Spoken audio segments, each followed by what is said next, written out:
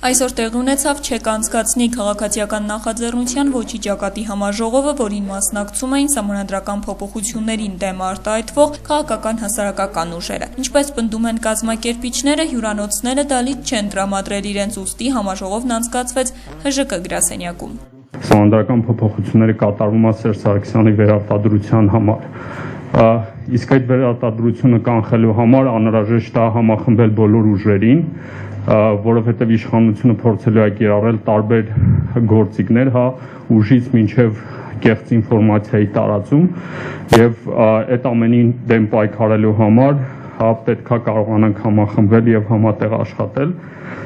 Չեք անցկացնի քաղաքացիական նախաձեռնության անդամ Արմեն Գրիգորյանը տեղեկացրեց, որ սահմանադրական փոփոխությունների դեմ անցկացվող բողոքի ակցիաների մեկնարկը ամենայն հավանականությամբ կտրվի, ինչպես վերջինս բնութագրեց, ամենաանդիմադիր քաղաքից՝ Գյումրիից։ ՀԱԿ նախագահ Լևոն Զուրաբյանն էլ իր ելույթում կարևորեց փաստը, որ չնայած նախկինում եղած հակասություններին, քաղաքական ուժերը միավորվել են ընդդեմ սահմանադրական փոփոխությունների։ Ի դեպ, ի տարբերություն մյուս ուժերի, ՀԱԿ-ը ընդհանրապես դեմ է սահմանադրական փոփոխություններին եւ գտնում է, որ ներկայումս գործող կիսանախագահական մոդելը ժողովրդավարական կառավարման ձև է եւ ամենաարդյունավետ տարբերակն է Հայաստանի համար։ Լևոն Զուրաբյանը հայտարարեց, որ փոփոխություններից հետո Սերժ Սարգսյանը նպատակ ունի ազգային ժողովի նախագահի պաշտոնը զբաղեցնելու միջոցով շարունակել միայնձնյա կառավարել երկիրը։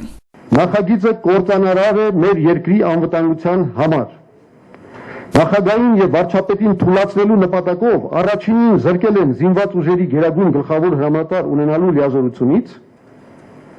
ինչպես ընդունված է բոլոր խորհրդարանական հանրապետություններում, բացի մեկ բացառությունից, ես հիմա կասեմ,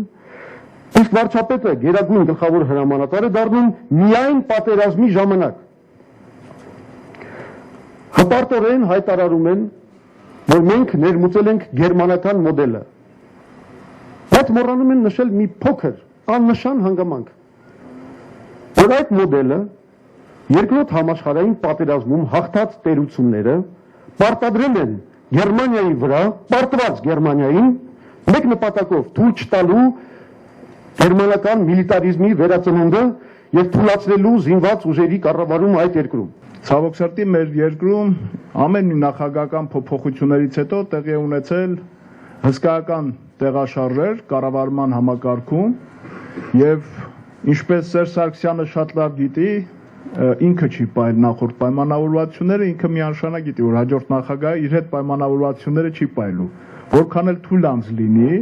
հենց նստես նախագահական աթոռին, ուժային կառույցները միանգամից իրեն ենթակայության տակ են ասնում, դրանից ուղիղ 1 րոպե հետո ամբողջ ազգային ժողովն է իր մեծամասնությամբ իր ենթակայության տակ ասնում եւ անցած նախագահը այլևս որևէ քայլ չի կարողանում իրականացնել։ Ներկայումս շատ ավելի անկայուն պայմաններ են առաջացել ռեժիմի վերարտադրման համար, հայտարարեց հիմնադիր խորհրդարանի նախագահ Գարեկ Ինչուկազյանը, ով կարծում է, որ այժմ կարևորագույն խնդիրը ժողովրդին ոտքի հանելն է։ Միակ մտահոգությունը, որը ունի իշխող ռեժիմը, ինչպես չեզոքացնել ժողովրդական ընդվզումը կապված գալիք նախագահական ընտրությունների հետ։ Եվ հենց այդ պատճառով, իհարկե խոսելով հասարակարգի կայունացման, կառավարական համակարգի կայունացման մասին, ներկայիս ռեժիմը ձեռնարկել է իրականում արկածախնդրական վիրահատություն մեր պետականության հիմքերի վրա։ Համաժողովի ավարտին չեք անցկացնի նախաձեռնության կողմից ներկայացվեց ոչի ճակատի համատեղ հայտարարությունը, որում մասնավորապես ասվում է ոչի ճակատն իր առջև նպատակ է դնում կասեցնել սահմանադրական փոփոխության գործընթացը եւ իշխող վարչախմբի վերարտադրությունը։